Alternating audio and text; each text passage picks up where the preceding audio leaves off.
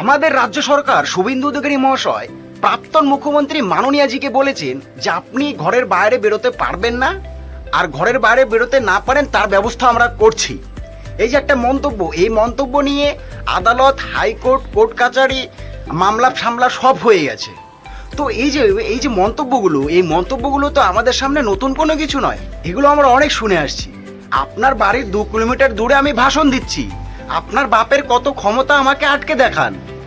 4 তারিখের পর বিজেপির ঝান্ডা ধরার মতো কর্মী এবং লোক থাকবে না। তো এই যে এইগুলো মন্তব্য, এগুলো ভয়ঙ্কর ভয়ঙ্কর মন্তব্য আমাদের সামনে আজকে নতুন নয়, পুরনো হয়ে গেছে।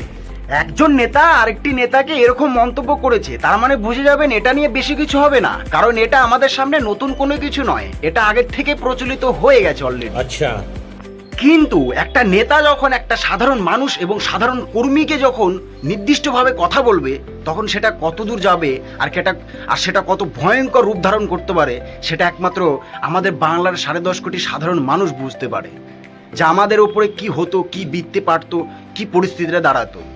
আপনারা হাইকোর্টে যেতে পারেন, আপনারা আদালতে যেতে পারেন, আপনারা মামলা করতে পারেন, আপনারা গরিব মানুষের পাশে থাকতে পারেন, কেন আজকে বারুইপুরে যে ঘটনাটি ঘটেছে সেই গরিব লোকের পাশে গিয়ে দাঁড়ান, সেই লোককে নিয়ে আদালতে যান, সেই পরিবারটাকে নিয়ে হাইকোর্টে যান, সেই পরিবারটাকে ন্যায় বিচার দেবেন না। কেন দেবেন না? কারণ তারা বিজেপি করে বলে। তাদের পাশে থাকবেন না। কেন থাকবেন না? কারণ তাদের পাশে থাকলে কোনো নাম কামাতে পারবে না।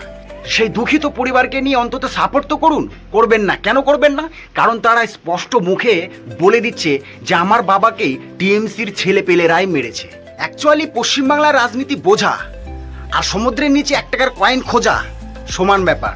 তো সবশেষে আমি একটাই সাজেশন দেবো আপনাদেরকে, যে আমরা গরিব মানুষ, আমরা সাধারণ মানুষ, আমরা যেভাবে খেটে খাচ্ছি, যেভাবে আমাদের জীবিকা এবং জীবন নির্বাহ করছি, ঠিক সেইভাবেই আজীবন এবং শেষ নিঃশ্বাস ত্যাগ করা পর্যন্ত আমাদের কর্ম করে খেতেই হবে। আমরা যদি বলি যে আমরা টিএমসি করি, আমি বিজেপি করি, আমি সিপিএম করি, আমি আইএসএফ করি, আমি ফালানা ঢিমকানা, আমি এটা করবো, আমি ওটা করবো, আমি ছেড়ে নেবো, কিছু লাভ হবে না। কেন? কারণ আজও আপনার পাশে কেউ নেই, কালও থাকবে না, ভবিষ্যতেও থাকবে না। আপনি যদি ভাবেন যে আমার পাশে আছে, তাহলে আপনার থেকে বড় বোকা কেউ নেই।